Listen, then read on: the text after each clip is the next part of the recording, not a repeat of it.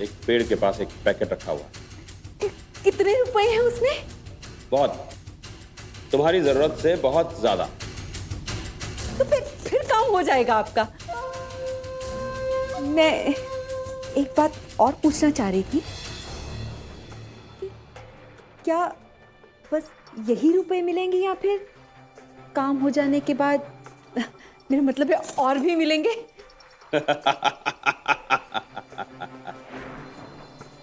अभी तो ये शुरुआत है। तुम बस मेरा काम करती जाओ और रुपये गिनती जाओ।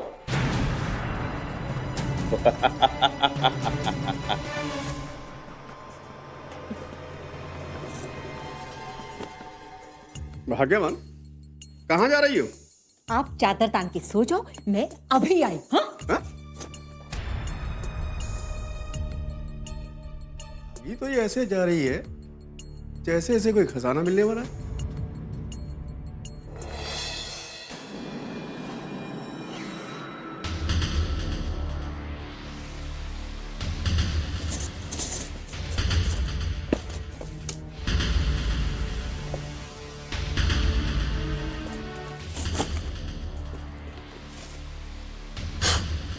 लो जी, आदमी तो सच्चा लग रहा है। कह रहा था पैकेट रख के जाऊंगा, मिल गया पैकेट। भाई भी है, ऊपर वाले तेरी लीला निराली है। जयलक्ष्मी, जयलक्ष्मी। मामी जी, क्या है मामी जी? कुछ नहीं, कुछ नहीं। नहीं मामी जी, कुछ तो है जिसे आप छिपाने की कोशिश कर रही हैं। हेलो, ये तो मेरे भाई ने भेजा है। भाई ने? आपका भाई आए थे, आपसे मिलके नहीं गए? और यहाँ ये पेड़ के नीचे रखा है।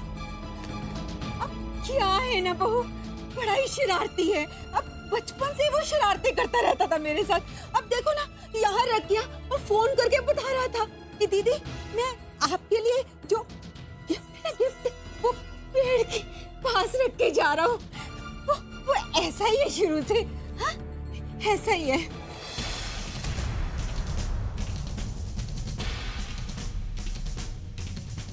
अरे ये भाग्यवान कहाँ चली गई?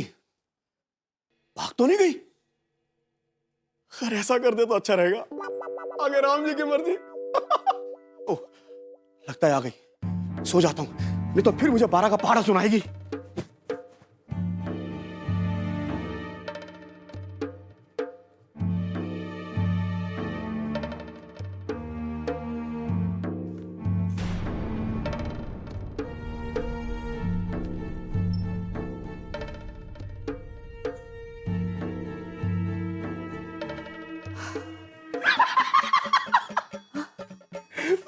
भाग्यवान, ये इतने होले होले से क्या कर रही थी?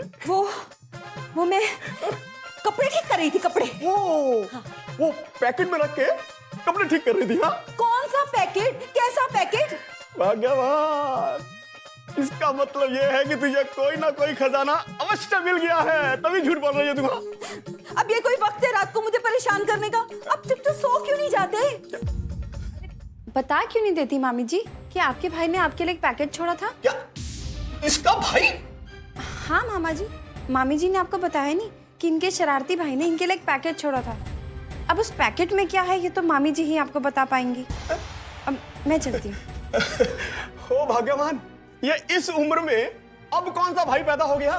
भाई तेरे तो कोई भाई था ही नहीं, पर ये शरारती भाई पैकेट किसने रख दिया? भाई कौन है? अब मुंह बंद करके सो क्यों नहीं जाते? परेशान कर दिए।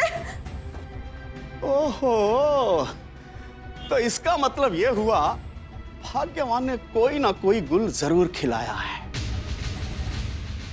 मैं इसका पीछे नहीं छोड़ने वाला, देखता हूं।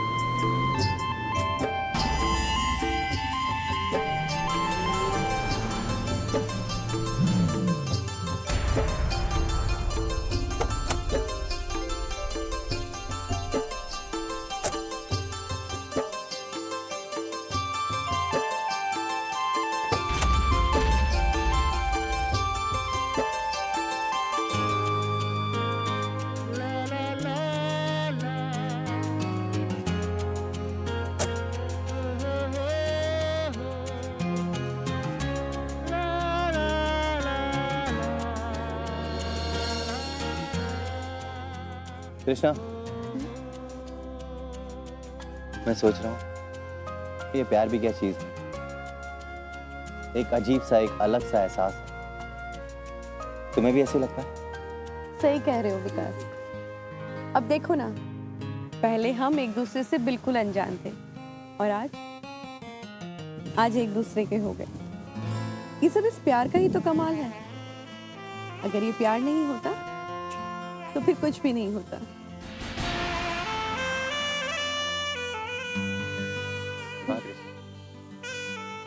ये प्यार ही है जिसकी वजह से ये दो अनजाने दिल आपस में मिल गए। खैर छोड़ो, अपने घर वालों से कब मिलवा रही हो? घर वालों से नहीं, सिर्फ अपनी माँ से। क्योंकि मेरे घर में सिर्फ मेरी माँ ही। And your dad? कुछ याद ही नहीं। शायद मेरे जन्म के कुछ समय बाद ही। ओह, I'm sorry यार, I'm sorry। कोई बात नहीं, लेकिन मेरी माँ मेरे लिए सब कुछ है। उन्होंने कभी पापा की कमी महसूस ही नहीं होने दी।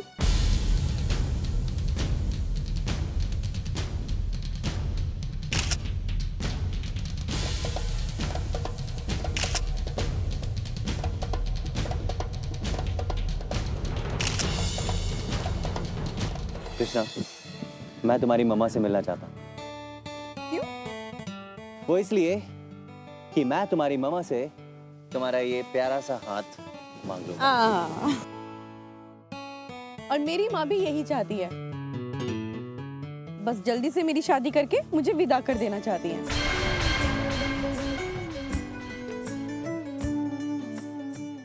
लेकिन एक बात मैं तुम्हें बता दूं, मैं अपनी माँ को छोड़ के कहीं नहीं जाने वाली।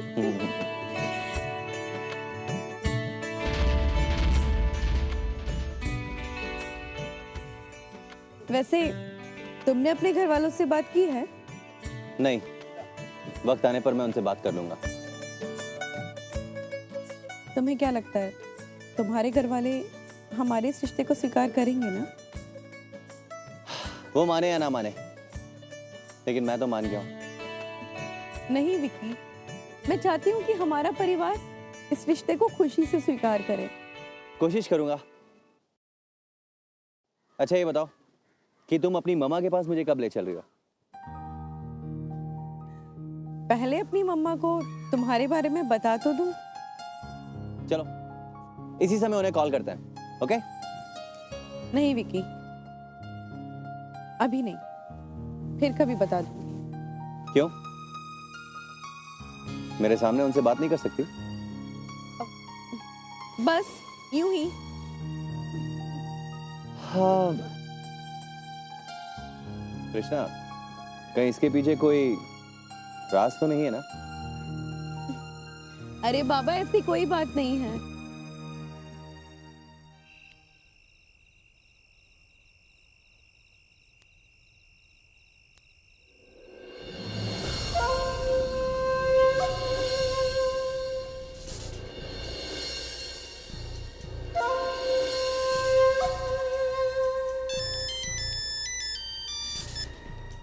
बोलो रॉकी।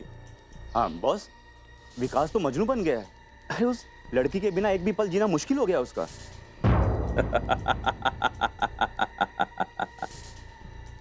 ये तो बहुत अच्छी खबर है रॉकी। और बॉस, मैंने उन दोनों की खूबसूरत तस्वीर निकाल ली है। आप देखेंगे तो खुश हो जाएंगे।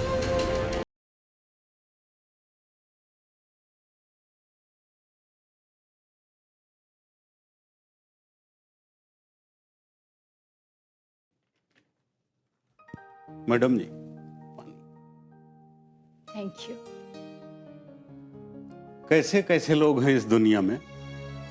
दामोदर सिंह के समधे सुदेश जी ने उन पर इल्जाम लगाया है कि दामोदर सिंह और उनका परिवार अपने बेटे की दूसरी शादी करना चाहते हैं। और मैडम जी, सुदेश जी ने तो पुलिस में एफआईआर भी दर्ज करवा दिया है। ऐसे लोगों का कुछ ईमान धर्म भी होता है कि नहीं? ईमान धर्म बेचकर ही तो ये लोग बड़े बने हैं मोहन। मैडम जी, हमने सुना है कि उसकी एक बेटी भी है। फिर क्यों दूसरी शादी करना चाहते हैं? बेटे की चाह में कुल का चिराग चाहिए उन्हें। पढ़े लिखे लोग भी आज के जमाने में ऐसा सोचते हैं? मैडम जी, मुझे तो विश्वास ही नहीं हो रहा है। आज बेटियां बेटों से किस मामले में कम हैं? क्या नहीं कर रही हैं वो?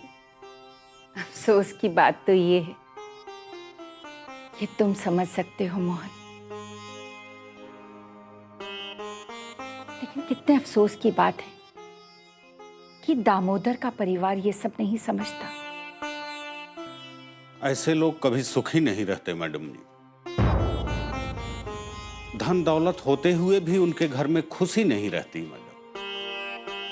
लेकिन एक लड़की की जिंदगी तो बर्बाद हो जाती है ना। एक बच्ची को गोद में लेकर दुनिया भर की ठोकरें खाना क्या होता है, ये मैं समझ सकती हूँ।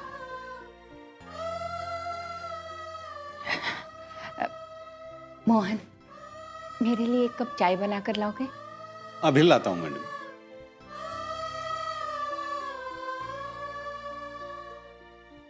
हर कोई मेरे जैसा बदनसीब नहीं होता जो दुनिया भर की ठोकरें, जिल्लत और अपमान सहने के बाद चुपचाप घर से बाहर निकल जाता है, कुछ करता ही नहीं। लेकिन मैं भी क्या करती? मेरा कोई अपना नहीं था जो मेरे साथ खड़ा होता, मेरा साथ देता। लेकिन अर्चना के साथ ऐसा नहीं है। उसके माँ बाप जिंदा हैं उन्हें सबक सिखाने के लिए। जिस तरह उन्होंने साजिश करके मुझे घर से बाहर निकाला, उस तरह अर्चना को नहीं निकाल पाएंगे। दामोदर, बहुत अन्याय किया है तुमने औरतों पर। अब उसकी सजा भुगतने के लिए तैयार हो जाओ।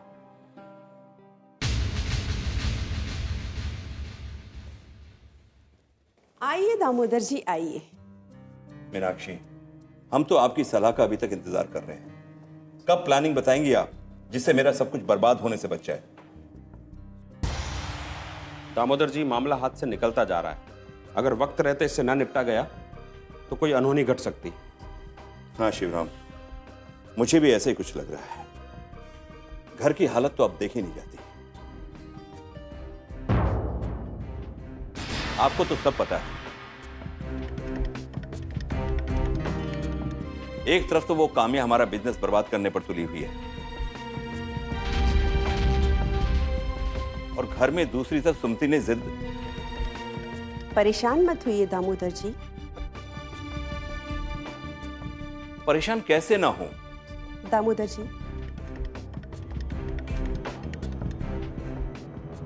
मैंने काम्या के बारे में पता कर लिया है। वो अपनी माँ के साथ रहती है। बहुत कम उम्र की लड़की है।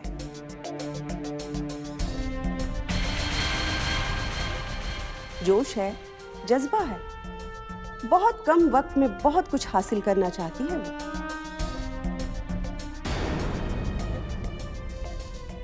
तो मेरा ही बिजनेस बर्बाद करके क्यों? मार्केट में और भी तो डायमंड के व्यापारी हैं। आखिर मेरे ही पीछे लगने से उसका मकसद क्या है? दामोदर जी, शहर में डायमंड का आपसे बड़ा व्यापारी कोई है ही नहीं। सीधी सी बात है, काम्या ही क्या, अगर कोई भी टारगेट करेगा तो वो आप ही को करेगा।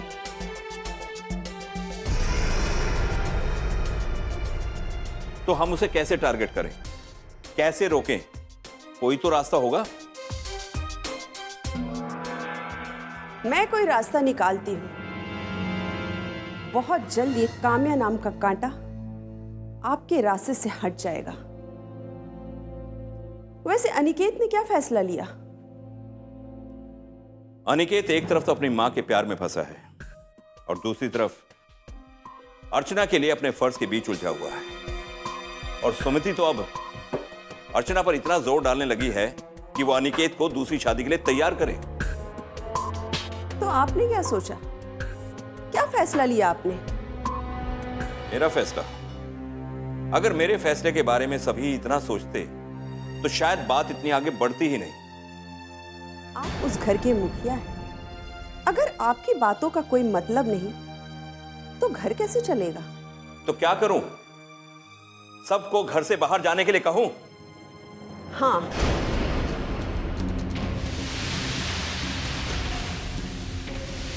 सबसे कहिए आपके घर में वही होगा जो आप चाहते हैं, और जिसे आपकी बात नहीं माननी है वो आपका ये घर छोड़कर जा सकते हैं। ये इतना आसान नहीं है मीनाक्षी। मैं जानती हूँ। दामोदर जी,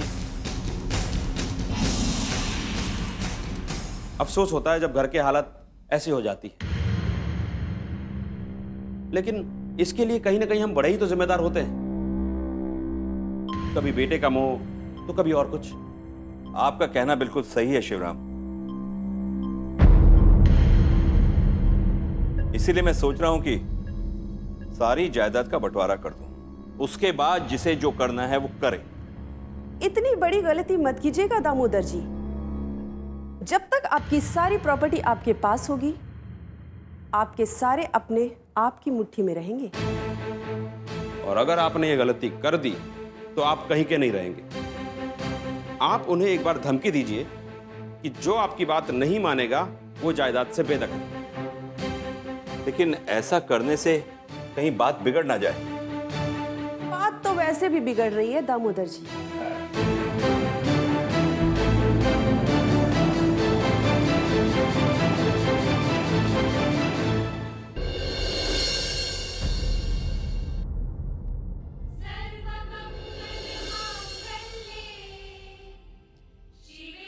अब तो मुझे बिल्कुल समझ में नहीं आ रहा माता रानी कि मैं आपसे क्या मांगूं।